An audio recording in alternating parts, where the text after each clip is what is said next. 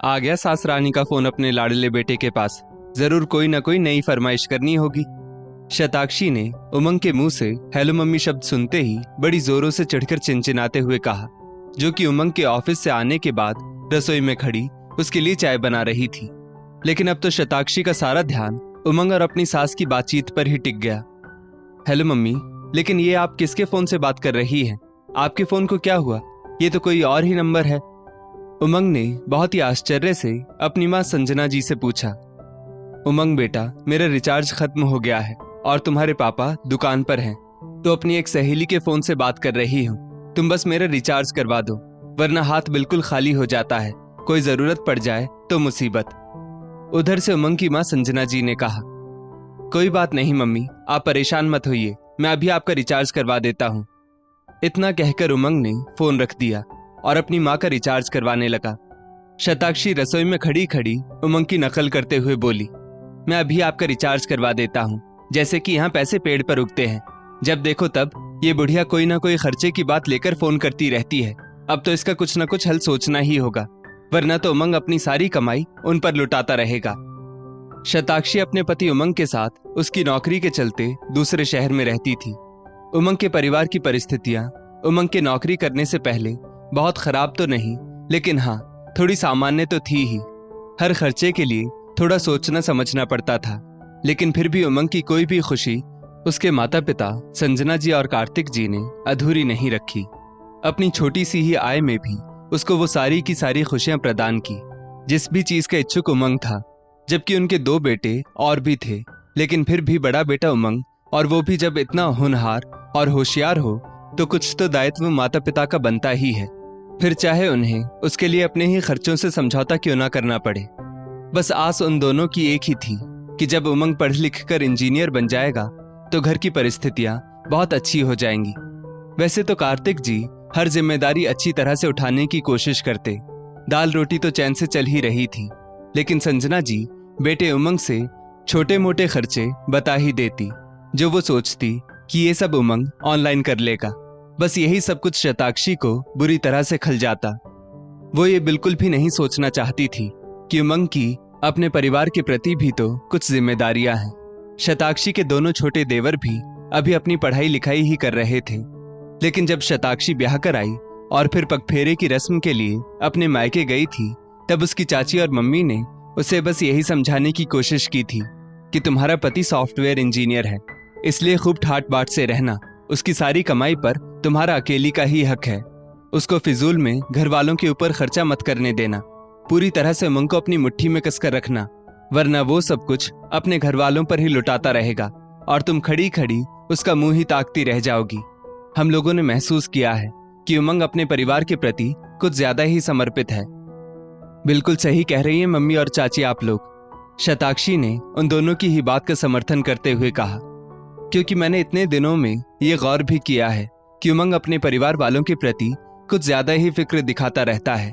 लेकिन मुझको कौन सा ससुराल में रहना है, मैं तो 2-4 दिनों में यहाँ से फुर हो जाऊंगी, फिर तो उमंग पूरी तरह से मेरी मुट्ठी में होगा। मैं जितना उसको नचाऊंगी उतना ही उसको नाचना पड़ेगा। आप लोग बिल्कुल निश्चिंत रहिए और देखते रहिए कि आपकी बिटिया क्या क्या गुल खिलाती है।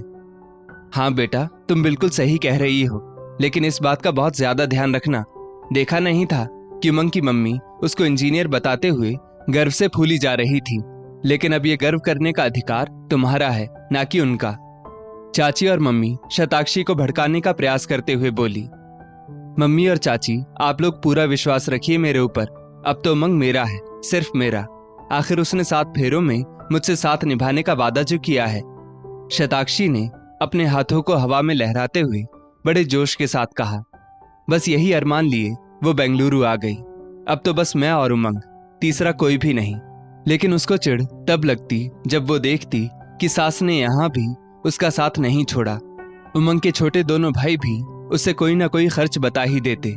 उमंग तो अभी भी उन सब की फरमाइशों को पूरा कर रहा है, और इसीलिए अब वो उमंग से इस विषय पर बात करके इस चैप्टर को समाप्त करने की योजना बनाने लगी, क्योंकि इतने दिनों में उसको इतना तो एहसास हो ही गया था कि उमंग के लिए उसका परिवार बहुत ही ज्यादा महत्व रखता है। इसके लिए उसको साम दाम दंड भेद सब अपनाना पड़ेगा। उमंग, आखिर ये सब कब तक चलेगा? शताक्षी ने चाय का कप उमंग के सामने रखते ही एकदम से चिढ़ते हुए उससे कहा, क्या कह रही हो शताक्षी? क्या कब तक चलेगा?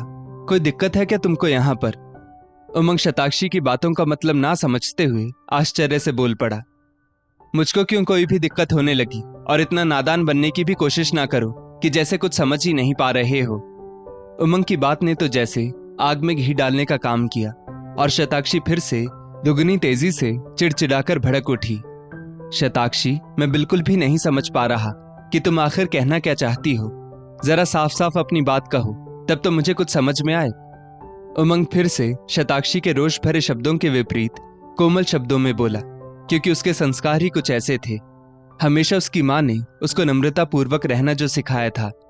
बल्कि शताक्षी को लेकर जब वो बेंगलुरु के लिए निकल रहा था तो उसकी माँ ने खासकर यही कहा था कि बहू को कोई भी तकलीफ नहीं होनी चाहिए और उसके साथ आवेश में तो बिल्कुल भी नहीं आना। समधी समधन जी को मैंने वादा किया है कि आपकी बेटी हमारे पास पूरी तरह से सुरक्षित है। बस इसीलिए उमंग माँ की बात का सम्मान रखने के लिए और भी नम्र बना रहता। उमंग, हम लोगों को इस घर में आए 3 महीने हो गए हैं, लेकिन जब देखो तब मम्मी जी और तुम्हारे भाई कुछ न कुछ फरमाइश सुना देते हैं फोन पर और तुम उन फरमाइशों को पूरा करने के लिए बेचैन हो जाते हो। शताक्षी ऐसे बोल रही थी मानो उसके शब्दों में उन सबके लिए जहर भरा हो। क्या मतलब? शताक्षी की बात सुनकर उमंग एकदम से चीख उठा। उसे तो विश्वास ही नहीं हो रहा था कि शताक्षी ऐसा भी कुछ बोल सकती है। जरा फिर से तो एक बार कहो कि आखिर क्या कहा तुमने? उमंग, इसमें इतना चिहुकने वाली बात क्या है? मैं कुछ गलत तो नहीं कह रही। हर 10-12 दिन बाद मम्मी जी या तुम्हारे भाई कुछ न कुछ खर्च बता देते हैं तुमको। उनको ये भी एहसास है कि नहीं कि हम लोगों को भी तो अपनी घर गृहस्थी बसानी है। शताक्षी फिर से चिड़चिड़ाते हुए बोली, शताक्षी, तुम्हारा दिमाग सही है या नहीं? वो माँ है मेरी और वो उन खर्चों के लिए मुझसे नहीं कहेंगी तो किससे कहेंगी? सबसे बड़ा बेटा हूं मैं उनका। उन्होंने अपनी ना जाने कितनी उम्मीदों को मुझसे बांध रखा है। मम्मी पापा ने अपनी परिस्थितियों के विपरीत जाकर मुझको पढ़ाया लिखाया, मेरी हर इच्छा को अपनी इच्छा मारकर पूरा किया और आज मैं जो तुमको पति के रूप में इंजीनियर मिला हूं ना, ये उनके ही त्याग और तपस्या का फल है। और रही बात मेरे छोटे भाइयों की, तो मैं उनका बड़ा भाई हूं। मेरे ऊपर उन दोनों का भी पूरा पूरा हक है। ये कहते कहते उमंग एकदम से भावुक हो उठा और उसकी आंखें छलक उठी कि बताओ, उसकी पत्नी उससे ऐसा बोल रही है। लेकिन उमंग, पापा जी भी तो कमाते ही है, फिर तुमसे हर खर्चा क्यों कहते हैं वो लोग? शताक्षी के शब्दों में अभी भी चिढ़ भरी हुई थी। शताक्षी, तुम इन छोटे मोटे खर्चों को खर्च कहती हो। अगर मैं महीने में एक बार उनका रिचार्ज करवा देता हूँ, छोटे भाई का रिजर्वेशन करवा देता हूँ, 1-2 किताबें मंगवा देता हूँ, या फिर मम्मी की दवा ऑनलाइन भेज देता हूँ, या फिर थोड़ा बहुत कुछ और, यार उन लोगों ने तो मेरे ऊपर अपना सर्वस्व न्योछावर किया है। तो क्या मैं इतना गया गुजरा बन जाऊं कि उन लोगों की इन छोटी छोटी जरूरतों को भी ना पूरा कर सकूं? मुझे तुमसे ऐसी उम्मीद तो बिल्कुल भी नहीं थी। उमंग की आंखों में आंसू झिलमिलाकर बाहर निकलने के लिए बेचैन हो रहे थे। अरे उमंग, तुम इतना चिढ़ क्यों रहे हो? मैं गलत तो नहीं कह रही। उन लोगों को ये भी तो सोचना चाहिए कि हमारे भी तो अपने खर्चे हैं। बिना वजह परेशान करते हैं वो हम लोगों को। शताक्षी बिल्कुल भी हार नहीं मानना चाहती थी। शताक्षी, मैं तुमसे कोई राय नहीं मांग रहा कि तुम गलत कह रही हो या सही, लेकिन आज के बाद फिर कभी भी ये शब्द तुम्हारी जबान पर नहीं आने चाहिए, क्योंकि मेरे ऊपर तुमसे भी ज्यादा मेरे मम्मी पापा और भाइयों का हक है। ये बात अपने दिमाग में जितनी जल्दी बिठा लो उतना ही अच्छा है। और हाँ, एक बात और, मैं तुम्हारी भी तो किसी इच्छा को अधूरा नहीं छोड़ता। तुम्हारे कहने से पहले ही तुम्हारी हर चीज आ जाती है। इसीलिए आज और अभी से इस चैप्टर को हमेशा हमेशा के लिए बंद कर दो। खुद खुश रहो और हम सबको भी सुकून से रहने दो। इसी में सबकी भलाई है। उमंग ने अपनी बात को स्पष्ट रूप से कहा और शताक्षी सचमुच हाथ मलती रह गई, क्योंकि अब उसकी दाल उमंग के आगे गलने वाली नहीं थी और न ही उसकी कोई जोर जबरदस्ती उमंग पर चलने वाली थी। दोस्तों, इस स्टोरी को लेकर आपकी क्या राय है? नीचे कमेंट करके जरूर बताइएगा और ऐसी ही और भी बेहतरीन वीडियोस के लिए हमारा पेज जरूर फॉलो करें। धन्यवाद।